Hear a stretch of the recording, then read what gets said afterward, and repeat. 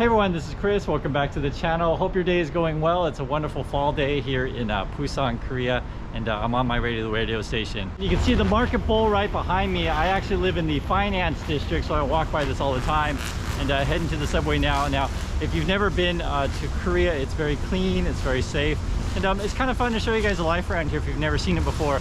I'll try to do a little bit more. It's just been hot lately, so haven't been going outside when given a choice. But now the weather's just fantastic, and we're hoping to go to a baseball game soon, so I can show you guys out. We've been before. I've made a video before if you're kind of curious, but baseball is really cool here. Food is really good, and it's a really good family environment. People are going to work here. You can see there is traffic, so sometimes people comment that there's no traffic, but no, there's definitely traffic.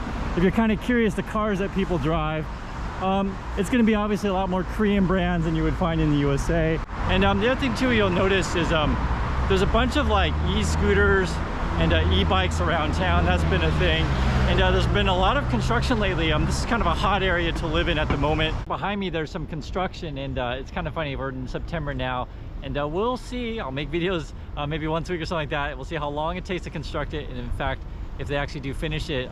It's a real thing. There is money from China that comes here to Korea, so we're not immune to the construction problems, but as you can see here, they are actually making a lot of progress, and I think it's going to be like a shopping center, a new living space, so it should be really good, and we'll see what they do with it. I'm just telling you guys, Busan's a fantastic city, and the other thing too which I really like about it is the food. If you haven't found any of our food videos, please check those out. I think you'll like them. So this is the escalator down to the subway. You can see our stop is the Busan International Finance Center and the Busan Bank, and we'll head down here. And you know, it is like ridiculously clean. You don't have to worry about homeless people, and there's nothing like that. It costs about $1 to go anywhere in the city, which is really good. I'm not actually sure what the prices are these days in say like a Chicago or New York City. If you guys are in one of these places, please let me know. But yeah, here it's really cheap. And then if you want to take like the high-speed train, it's called the KTX. We go to Seoul, I want to say, because it's like $50 one way. I think that's right. So it's like around $100 round trip, which isn't bad, and that's like a you know, a 2 to 3 hour trip. So if you want to take the train to Busan, just like the movie, it'll cost you about $50. It's not bad at all. Let's just wait for the train here. It should be coming from this direction, and we'll hop on in a moment here. And as you can see the map, there's the next train's only like 2 stops behind. Here's the train. We're early in the morning. What time is it? You guys can see it's like 7, so it's fairly empty, so there's always a place to sit, which is cool. Most people just are on their phones. No one really bothers each other. There's no food, there's no fighting, there's really no problem. I guess the only problem that I guess theoretically sometimes it can get crowded during rush hour, but it's not terrible like Seoul or like in Tokyo. Or like in Beijing, right? So Busan's a mid-tier city where we don't have like massive population, so it's good. And actually, I'll show you this too if you're curious. If you want to change cars, you just go here and you just slide the door open like that. You can see that's how you change cars. It's really easy. Coming out of the escalator, you'll see that there's the advertisement for the star of the Squid Game, and actually we're applying for the World Expo, so his face is everywhere, but there's a lot of Korean stars that you probably guys know. Let me just do this here. You guys will see. You just do the little thing here on the subway, right? And it's only $1 each way. It's interesting too as well. There's a lot of convenience stores everywhere. If you've ever been in a subway station, like behind me, drinks, etc. Boy, it's nice and cool down here. And something you may not know is the subways in Korea, the stations are actually all bomb shelters. So if we're ever attacked by the North, which people always ask about, which we're not worried, but yes, we do have places to go, which would be the subways. So I did a live stream earlier today, and do appreciate everyone who joined.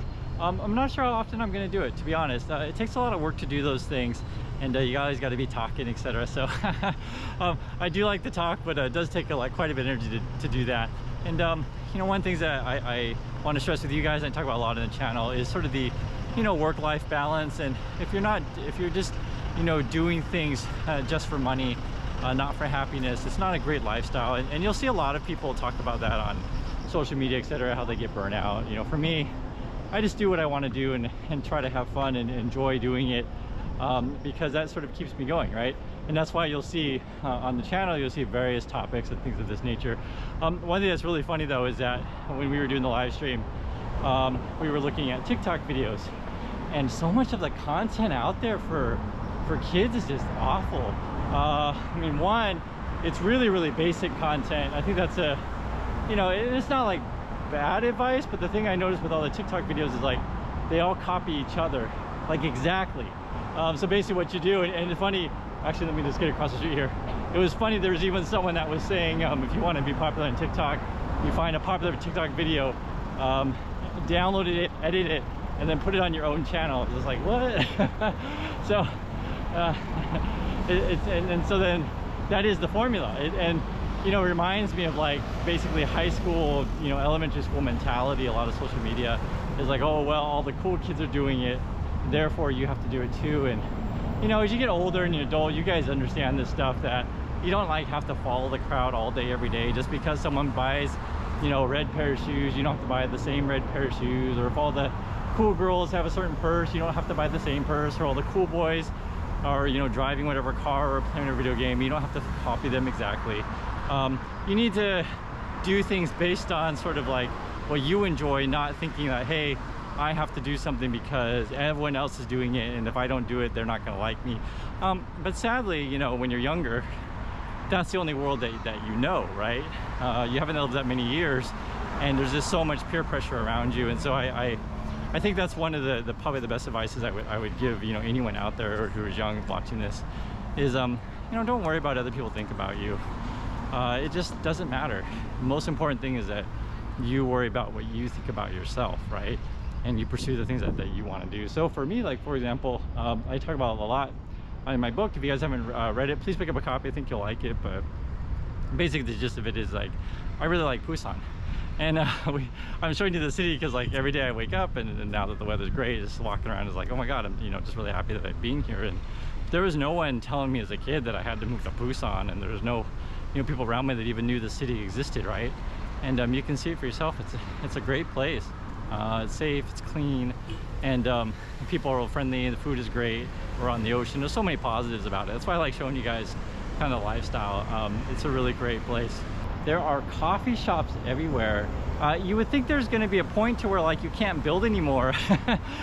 Like, you know, we see a new coffee shop. Oops, we shouldn't get hit by a car. We see a new coffee shop, I don't know, like maybe once, let's say once every couple of months you'll see one open. And then the funny thing is, like, once every couple of months you'll see one closed, and another one will just come in right after it. Like, I don't know what the philosophy or the thinking behind that is. If like, you know, a coffee shop just failed, and I'm thinking, okay, I'm going to come in, like, do a better job than the other one. I mean, the point is that there's just only so much, you know, room for more coffee shops, but evidently there's always ones. You can see here. So the other thing in Korea, which is cool, is like there's a ton of what do you want to call it, like mom and pop kind of stores. Then you have your chain. So this would be a chain here, Paris Baguette. You guys can see that there. Pretty popular chain. You'll find that in the USA as well. I've showed you guys this neighborhood. Actually, I'll show you the other side of the street, which you haven't seen it before. There's a Daiso right there. There's a Subway if you want to eat some American food. I guess it's an Australian place. There's Aussie salad, poke, and these kind of things. And little massages if you want. This is kind of the neighborhood what it's like. There's a Home Plus, which is sort of the grocery, and then these are just some nice apartment buildings. And it's very clean. As you guys can probably see from the streets, there's no trash, no homeless, there's nothing like that. It's a very different lifestyle, and I like to show you guys this stuff because you know, for those of you who've never been here, you know, you don't know until you come see. And there's not that many people who make content in Busan, so I hope you enjoy these kind of things.